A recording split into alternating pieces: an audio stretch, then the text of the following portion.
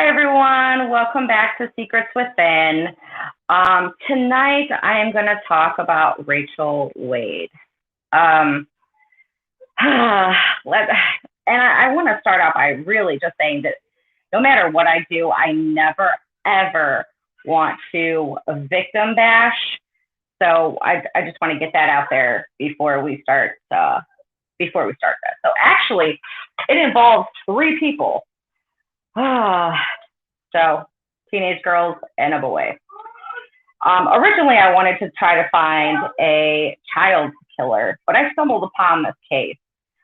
And I want to start off by saying that a girl named Sarah Leatherman and Josh Camacho, they were dating.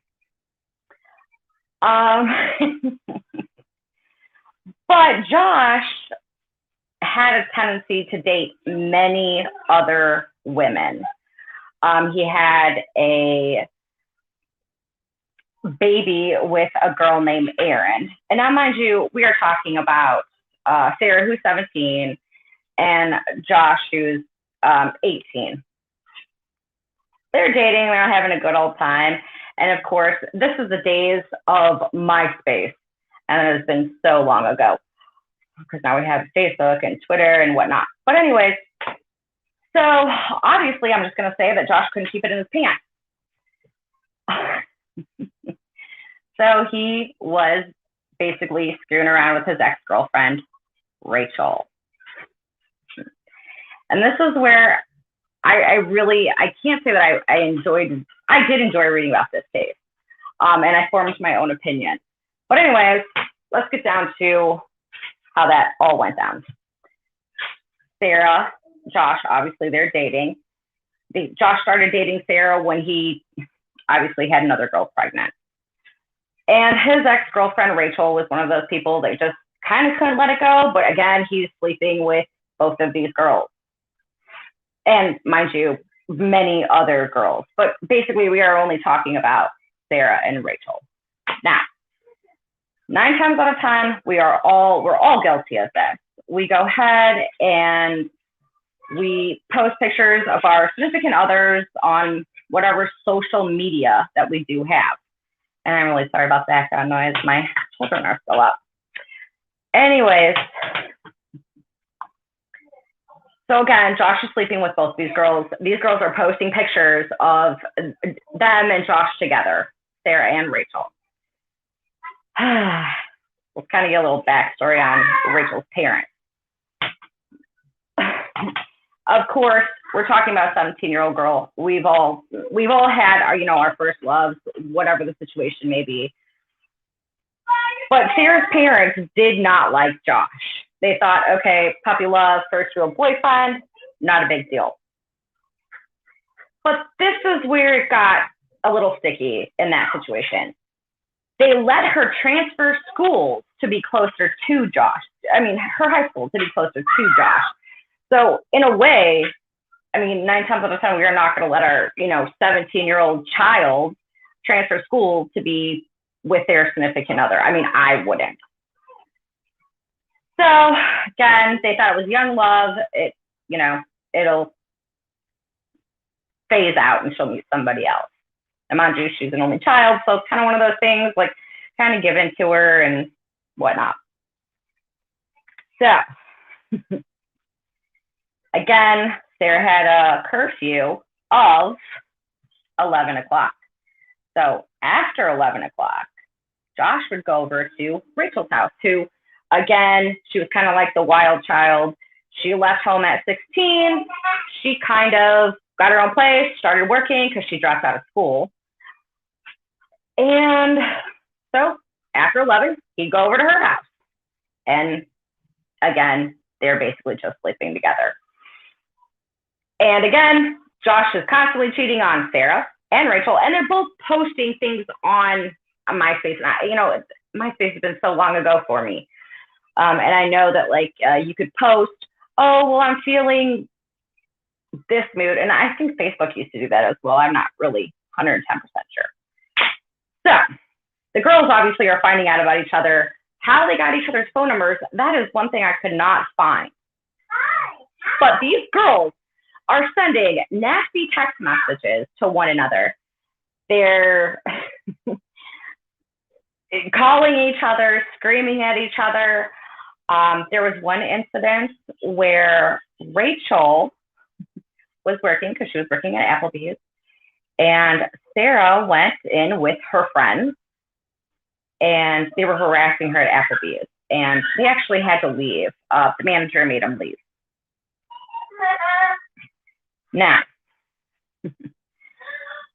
Sarah was no better in the situation, because she would actually take silly string and basically just,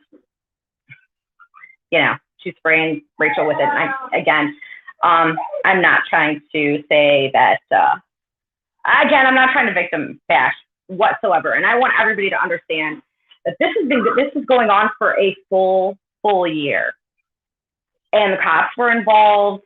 There was also an incident where Josh actually kind of got a little abusive with Sarah, and Sarah's mom, and Sarah was like, you know what, it's not a big deal. She convinced her mom, I should say. I'm sorry, but if somebody is beating on you and your parent's seeing this, or you're going to your parent with it, this is where we're having the issue. Nobody should be hurting another person, regardless if it's a woman or a man, whatever. But he was also abusive with Rachel as well. So, again, prior to, I'm going to say, Rachel Wade was a killer, but 2 weeks prior to Sarah being killed, she had a confrontation with Josh's, baby mama. That's what you want to, so be it. But he's still sleeping with her, and Sarah's, calling her there, and Sarah must have found her someplace, and there was a struggle there. They're beating each other up. It's bizarre how teenage girls are fighting over a boy. I mean, and the cops know, like I said, the cops have been called to Sarah's house, to Rachel's house, and they kind of just let it go on. I mean, at this point, I'm not sure what the laws were on, online bullying at that time, or harassment or whatnot. But again, Rachel has her own place, whatever. He's kind of like living there for a while. And this boy, I will say, loved the attention that he was getting from all these girls. He's basically what we would call a player, or I don't know, a cheater. But he also did claim that he was just basically friends with benefits with these girls, the bunch of girls that he was sleeping with. And honestly, I kind of had to break that down a little bit. I mean, I'm a little bit older. Friends with benefits, I guess it's kind of one of those things. You're not having a relationship with somebody, but you're just sleeping with them. And I'm not going to get into emotions and whatnot, but we all know teenage girls. I was a teenage girl at one point. And again, girls, for some apparent reason, are a little wired a little bit differently than boys are. They take it to like the next level, in my opinion. I also have a daughter myself, and she takes it to a next level compared to my, son. Okay, so anyways, I had to take a bunch of notes because this was it was too much. So one day, after this, people are bullying each other. They're sending each other text messages or whatnot. Rachel went over to an ex-boyfriend's house, and she actually took a kitchen knife, and it wasn't a butter knife. It was just, one of those sharp edges kitchen knife, because she was scared. I mean, she did feel threatened. Now, if she's at a friend's house and she is minding her own business, and I can't say she's technically minding her own business, because again, there was text messages and so on and so forth.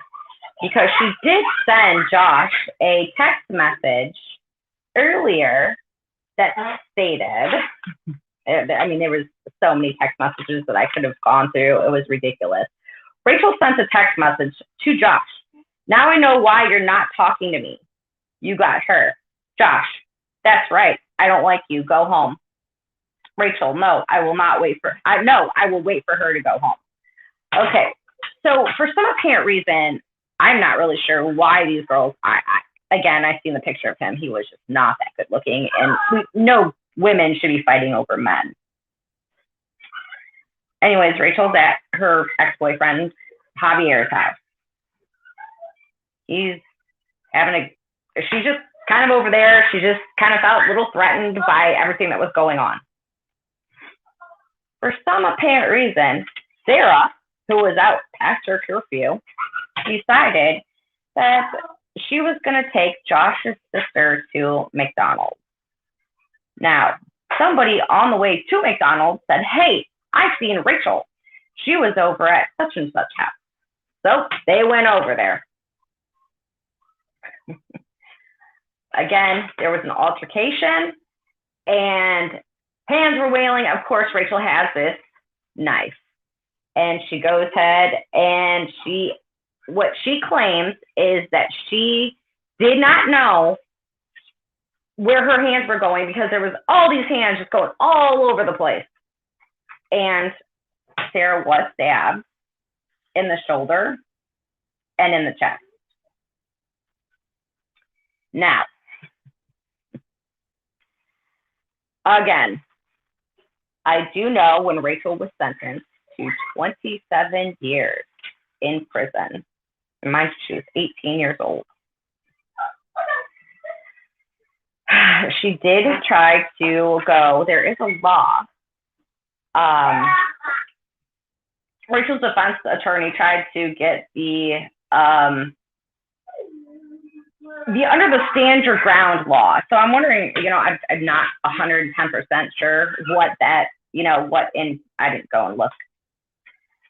But here's where, again, she's saying this is self-defense, Now, mind you, Rachel or Sarah did not go over there just by herself.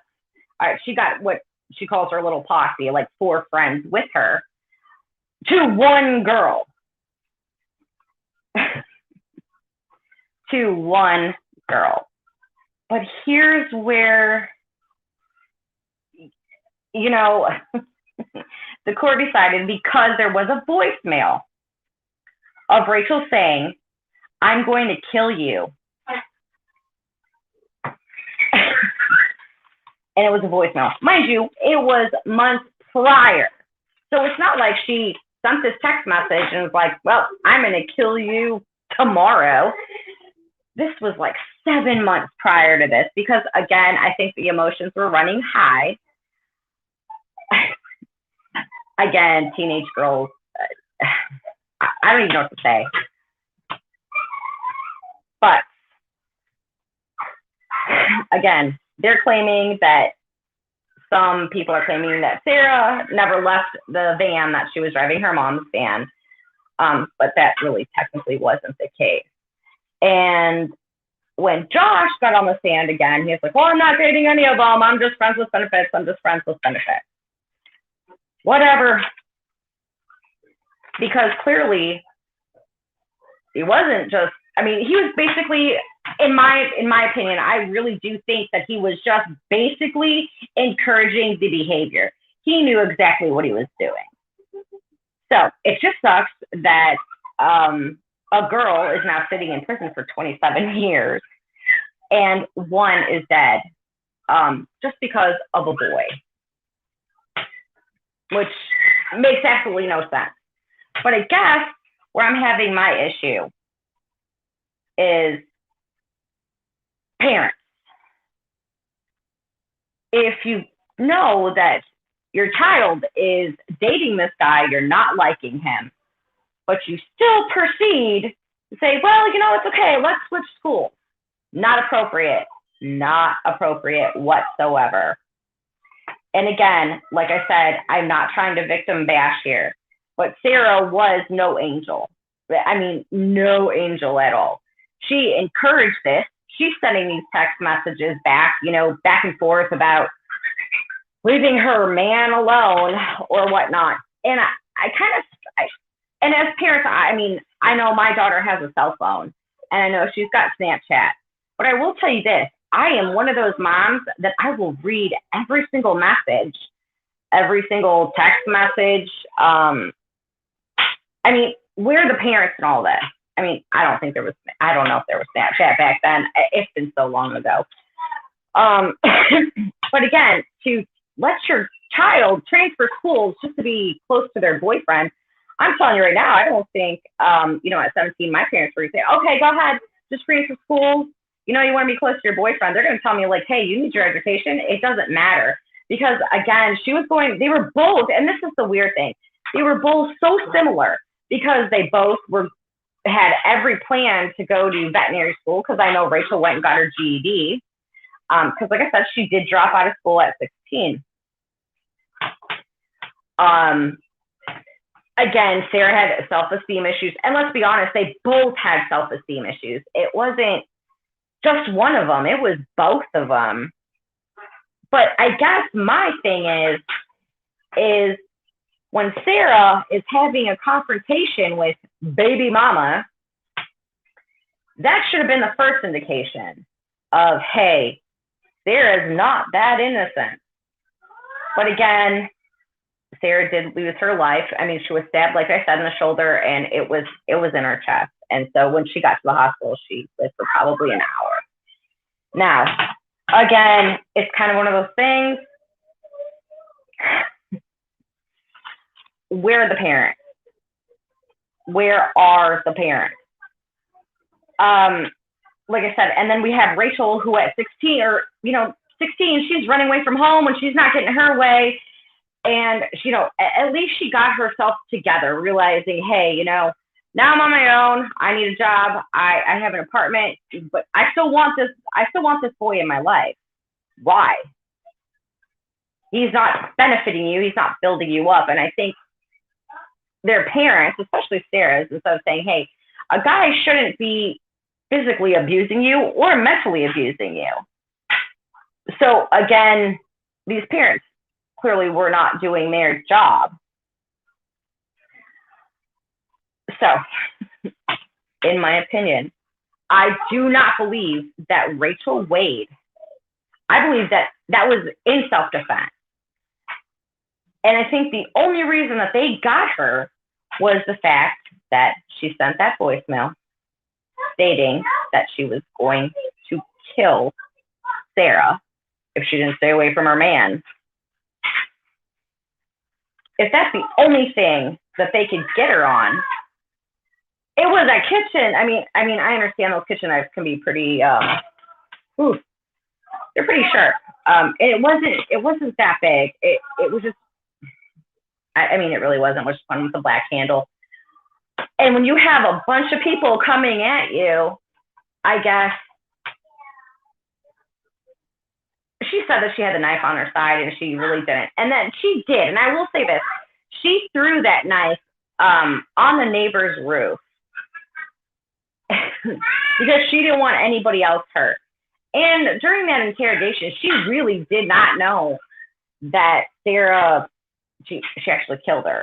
And a lot of people are saying, oh, well, she was crying those tears because she knew that she was in trouble.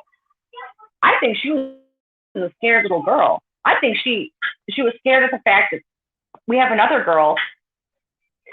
I mean, they're battling each other on social media. They're threatening each other through text message, through voicemail, all that good stuff.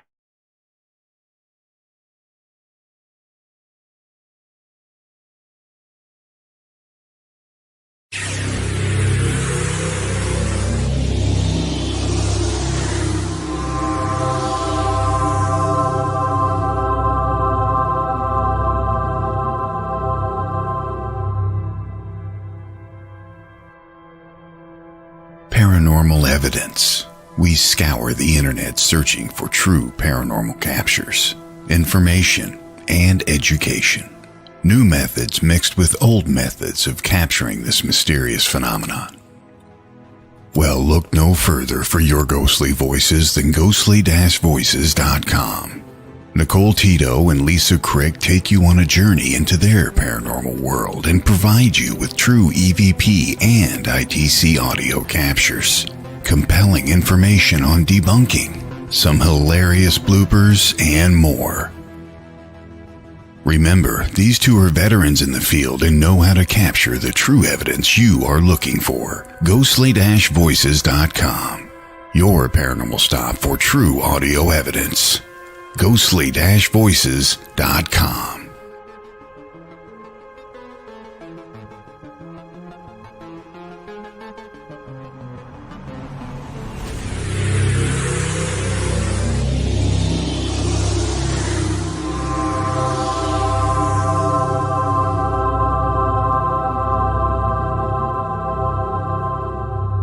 A book of mystery, a book of one man's journey, a book of the afterlife, a book you must read. Ghost and Me by 5-time award-winning author Kevin Killen is a book of one man's journey in the search of the afterlife. Read of his chilling childhood experience, his investigative journeys, and his opinions of paranormal activity. Ghost and Me by Kevin Killen, an Ozark Mountain publication. Get your copy today online or wherever books are sold.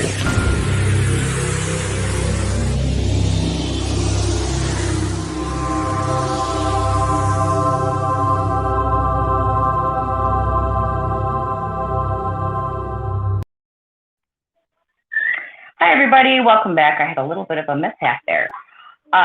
Hope you enjoyed our program, or not a program, our commercials there. All right, I just want to point out that I was actually going through my notes, and I do want to say that Rachel was also fearful of Josh, because at one point he did threaten her with a gun, which I don't even know why you'd even want to say with a guy that threatened you with a gun. But I will say that this is the actual text message, word for word, on what they claimed in court. Basically, that this whole thing was like premeditated. It says, "I'm going to effing murder you. You're an effing fat bitch.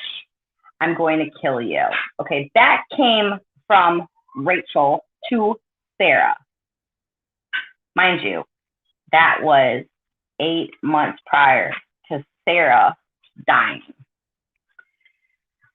So, again, we can go back, get a little backstory, and say, Rachel actually was a very happy person until she was about 15. And she constantly fought with her parents, and every time she did, she just kind of like ran away from home. So I could see where she's like, all right, you know what? Had enough. I'm getting my own place. I dropped out of school. I'm working at Applebee's. I'm going to fend for myself, which is fine. To each their own. But again, she also did have Josh staying with her for a while. Now, I want to kind of touch base a little bit on Josh. Now, we're talking about a boy, like an 18-year-old boy, 17, 18-year-old boy, who is really just kind of getting off on this, okay?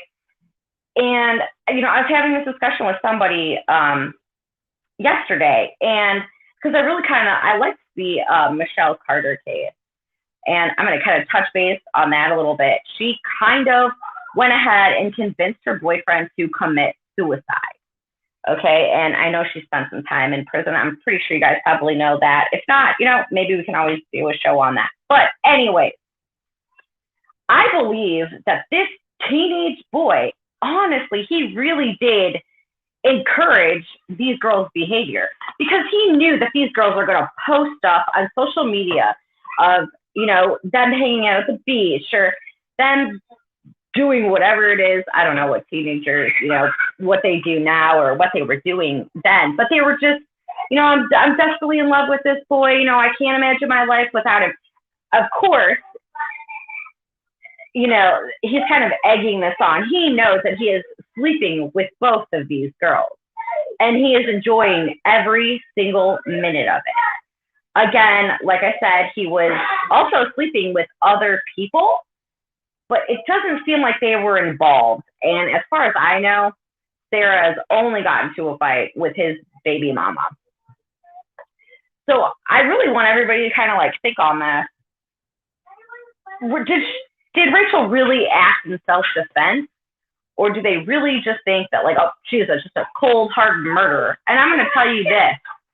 I really believe that Rachel acted in self-defense, in my opinion. I don't believe that Sarah should have lost her life. But Sarah went over there, over to Rachel's ex-boyfriend's house, where Rachel was, looking for a fight. And again, we have Josh who's like, yeah, she's over there, she's over there. Well, at the same time, what did they think was going to happen? They knew that there was going to be an altercation. I just don't think that anybody knew that, you know, Sarah would have lost her life. And I'm not saying that she should have by any means. I think that they could have handled it differently. I think the parents could have handled it differently. The cops could have handled it differently. Because remember, these cops were involved in this situation. They just kind of, you know, it's like, okay, they're just teenagers. You know, it is what it is. And I really do believe that, you know, Sarah's parents thought, like, she'll just find somebody else. Unfortunately, that was not the case. But again, I'm just not sure why somebody didn't say, hey, you guys are fighting over a boy. How come you guys are mad at each other, but you guys are not mad at this boy? To me, that makes absolutely no sense. And then when he's taking the stand in court and he's testifying against Rachel, he's saying, well, I really wasn't dating any of them. It was just friends with benefits. So basically, it's okay for you to go and sleep with everybody, and you're loving the attention that you're getting. That to me is absolutely crazy. So again, I found this case very, very interesting. And I will say that, again, Rachel was sentenced to 20 years in prison. And I did see something that she did come out and say, and she said that she believed that social media had played a big role in what happened. And I really want to say that I agree with that, because I look at what social media is now. It's like we're constantly fighting. I mean, people are constantly fighting. And again, I can't say it's like one way to cheat on somebody, because that is not what I'm trying to get at. But I mean, you can pretty much find out, you know, anything on Facebook now. I mean, they even have dating apps, which kind of blows my mind. But again, we have this, what I call keyboard warriors. You know, they want to hide behind the keyboard. And again, they're hiding behind their phones. They're hiding behind text messages. But these girls are going like a step further. And, you know, Sarah's showing up where Rachel's working. And she's causing a big scene with her friends. And she thought it was just so great. And that's not great. You know, you just don't do that. Not only that, and then Sarah's finding out where she's at. And she's, you know, spraying her with silly string. I mean, I know it's only silly string, but at the same time, you kind of can't do that. Don't follow people, because basically that is exactly what happened. Sorry, my house is a little loud this evening. But here, I mean, okay, I will say this. You can't go around saying, hey, you know, I'm going to effing kill you. I mean, you can't make that threat, because if I were to make that threat to somebody and that person ends up dead, they're going to look at me. But I do believe, like I said, we have to blame the guy. And the girls didn't want to. But I'm just going to put it out there. This guy just wanted a piece of ass wherever the hell he could get it at the end of the day. You know, he's already got a child. He doesn't care. He's starting dating somebody else when he's got somebody pregnant. Instead of stepping up to the plate. I mean, we're actually talking about a guy that didn't even have a job. And again, I'm looking at this guy and I'm thinking to myself, he's not that great looking. It's not like we're, you know, they're fighting over Brad Pitt. They're just fighting over some guy. But the problem is the text messages. And there was another text that did say, and Rachel sent it because it was weird how they could not find anything on Sarah's phone that was going after Rachel, but except for social media. But anyways, Rachel did send her a text message, sent Sarah a text message. She wanted to find I really don't want to say it. I mean, well, you know, it is what it is. She wanted to find her and her effing Mexican boyfriend. Whatever. You're all seeing the same guy. So, I mean, it doesn't matter. And like I said, this guy had it perfect. He had it out clear. Sarah had a curfew of 11 o'clock. Rachel had her own place, so he's going over there. I mean, wow. I mean, this guy was a real definition of a real player.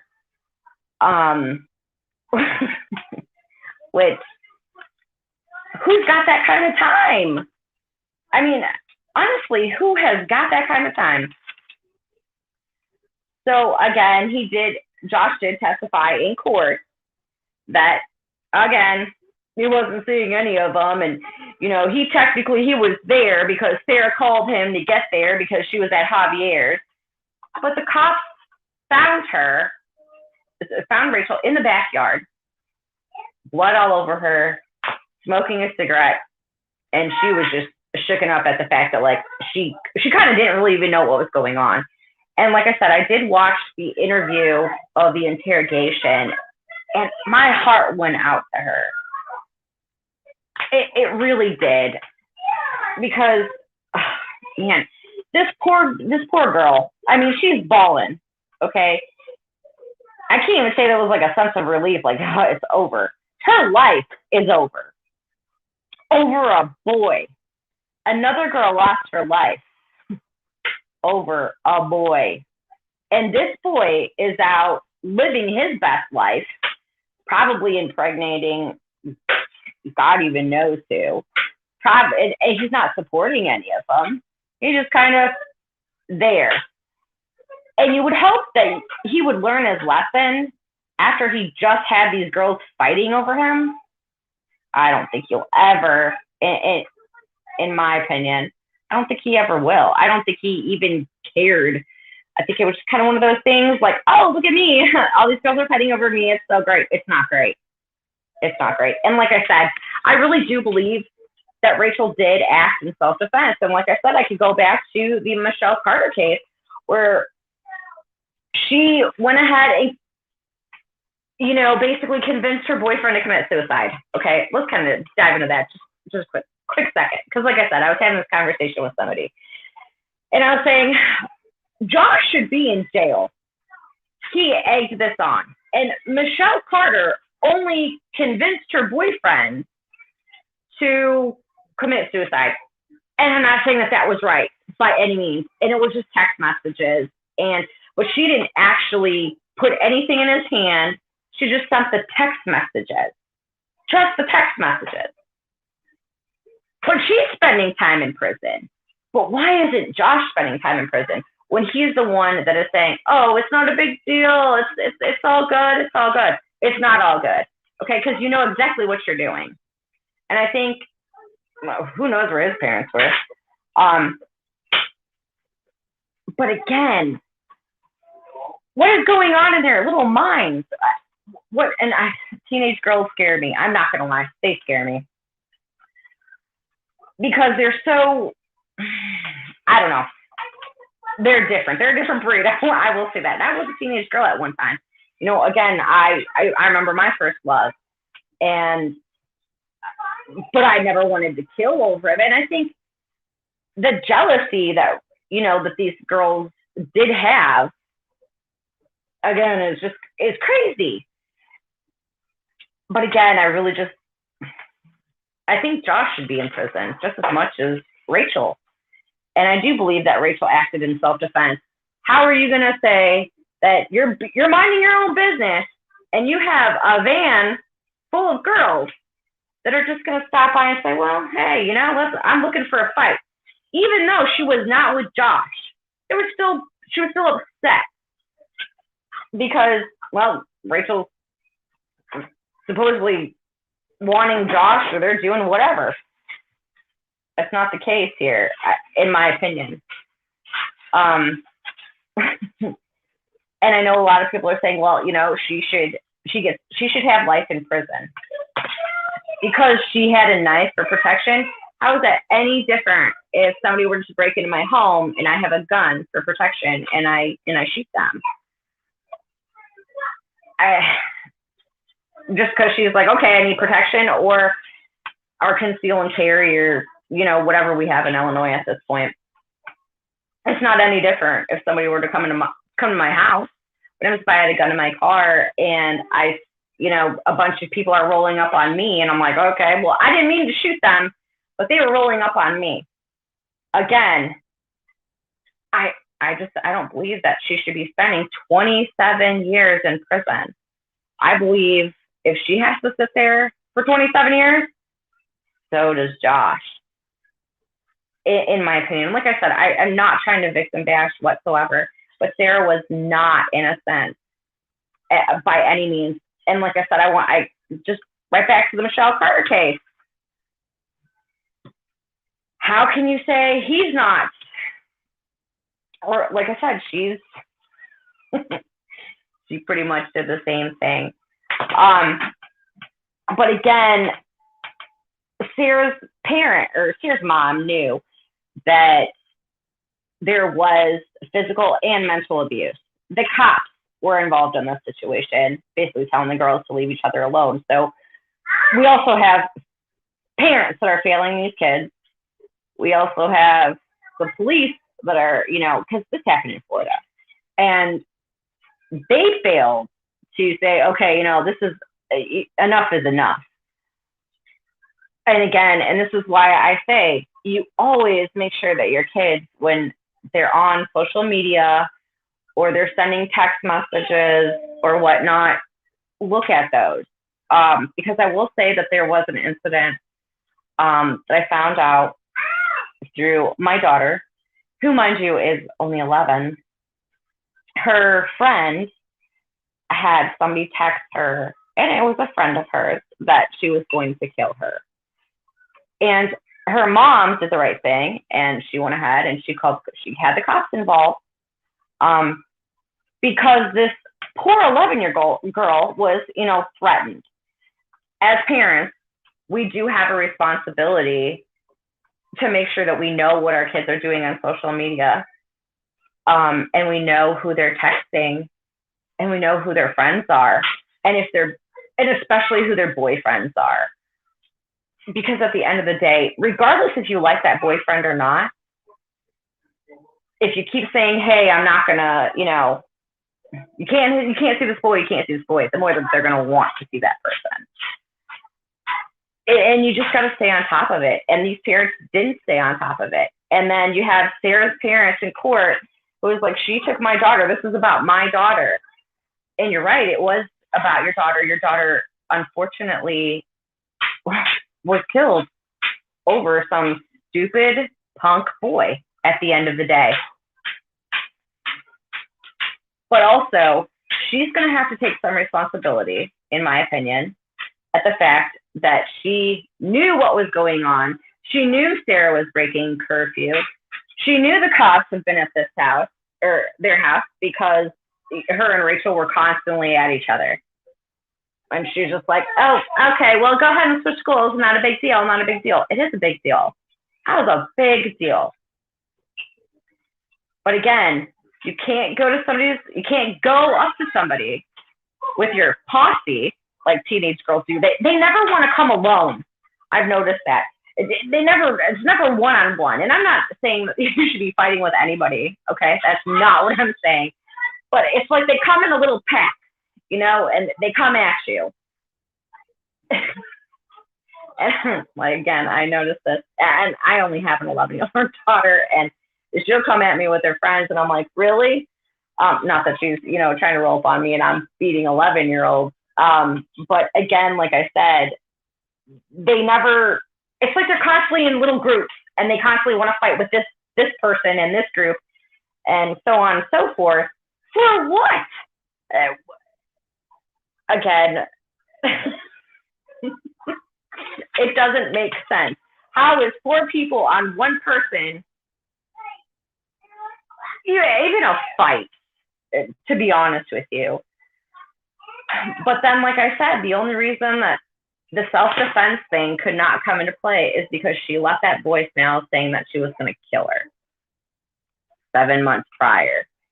Again, it was 7 months prior. I really don't think that her saying, well, I'm going to kill you is... It just doesn't make sense to me. I really just feel that I think she did feel threatened. I believe that Sarah threatened Rachel the whole time as well.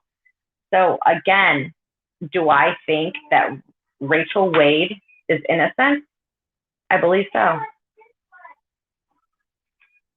And you guys can go form your own opinion. You guys can watch, you can type in Rachel Wade and you can, again, form your own opinion. But in my opinion, this poor girl is spending 27 years in prison. And mind you, it happened in 2010. So, I mean, she still has a ways to go. I mean, she's not getting out until she's 40. That's, again, threw her whole life away for a boy. One poor girl is dead, and one is sitting in a jail cell, not getting out until she's 40. And we have a boy out there who's impregnating, God even knows who, living his best life. And that's okay. But again, he encouraged behavior. So why isn't he sitting behind bars? I mean, again, Michelle Carter, all she did was tell her boyfriend, basically encouraging him to kill himself. And here we are. She's sitting behind bars too. But again, I want everybody to know, I'm not saying that, Sarah should have died. That's horrible. But I do feel that she was not innocent in this whole thing. And I think they could have handled this differently. Instead of turning on each other, they should have turned on this boy. They should have formed a pack together and then went and had a screaming match with him. Or how about just dumping him? But again, this is what happens when kids have low self-esteem and they think, because these girls did at the end of the day, they really did. But we also need to teach our kids that, again, people come and go in our lives. They always do. And heartbreak is part of life.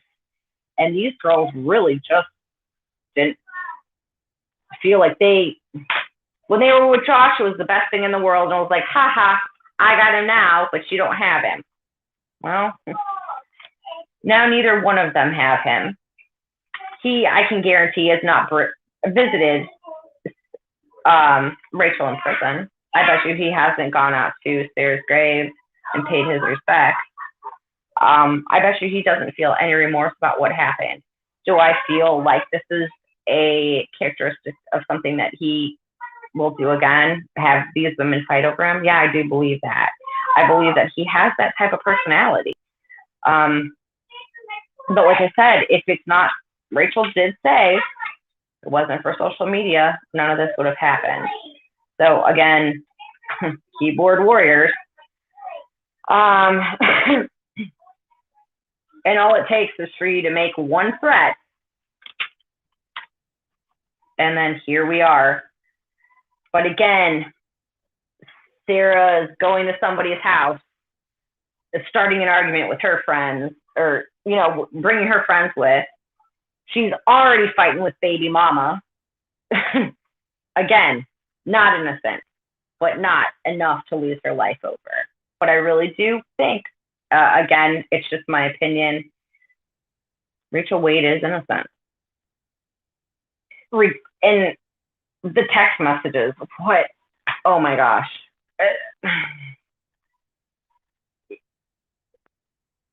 They were just bragging with each other at the end of the day of who was with Josh and who wasn't with Josh. And, the story goes on.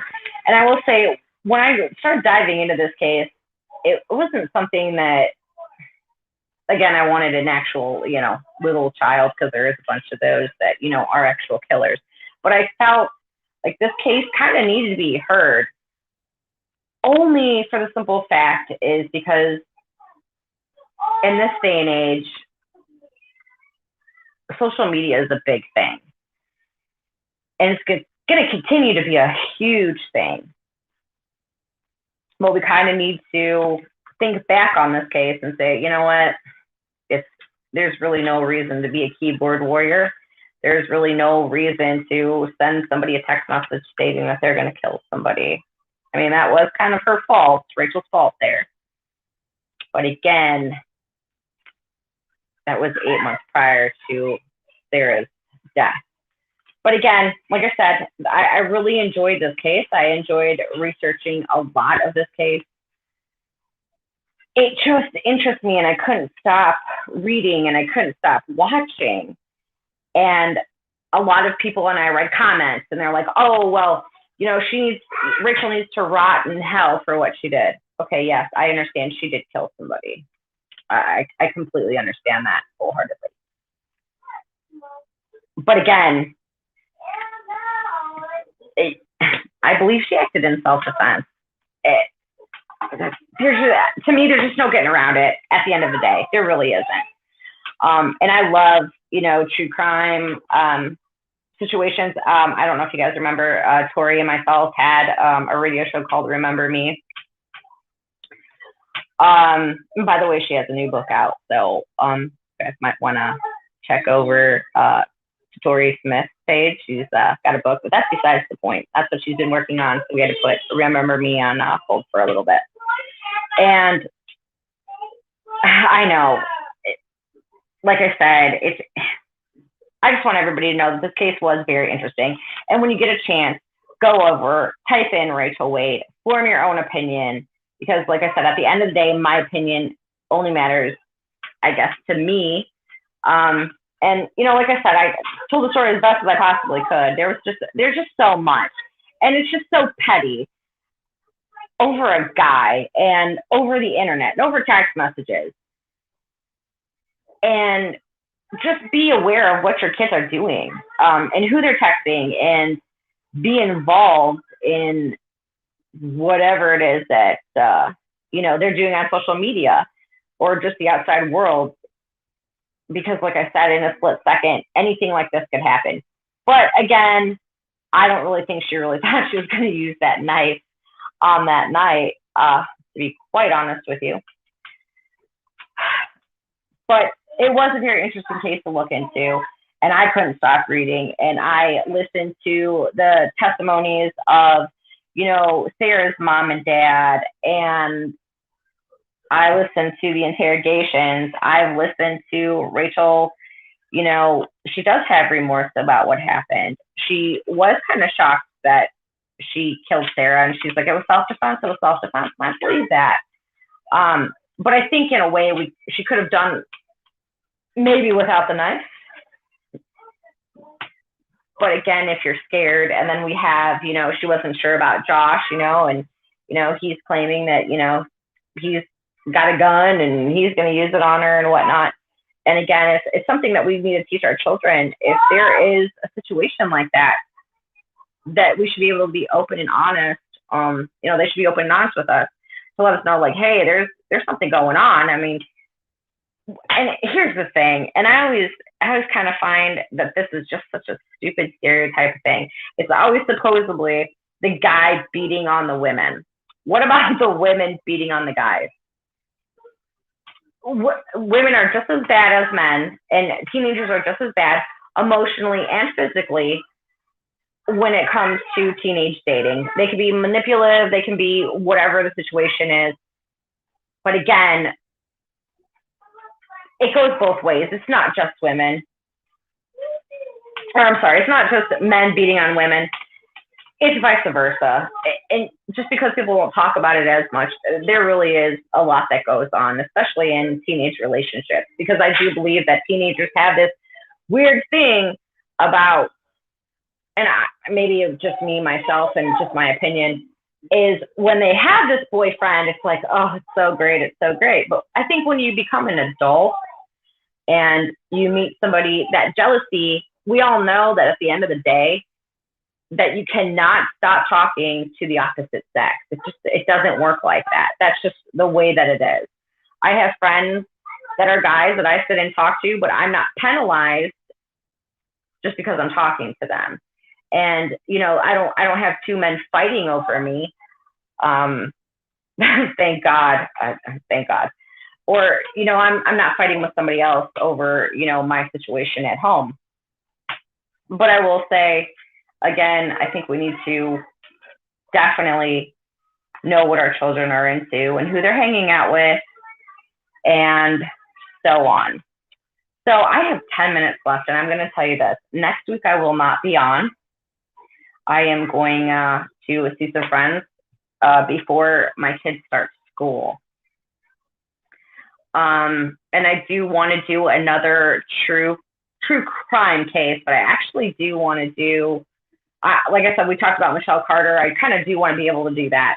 And I want you guys to go over and look up Tori Smith and definitely check out her book. I haven't ordered it yet. Horrible friend. But definitely go over and check that out. It's about Melbourne Manor and all their deaths since it's going on. Josh Hurd he also helped write the book. But I know that they were working pretty hard on that. So I'm going to end with that note. And I hope you guys enjoyed listening to this case as much as I try to explain it. Sometimes I'm pretty bad about that. So I will see you guys, obviously not next week, but the following week with hopefully a better topic. So I hope you guys enjoy your Friday night, and I will see you in 2 weeks.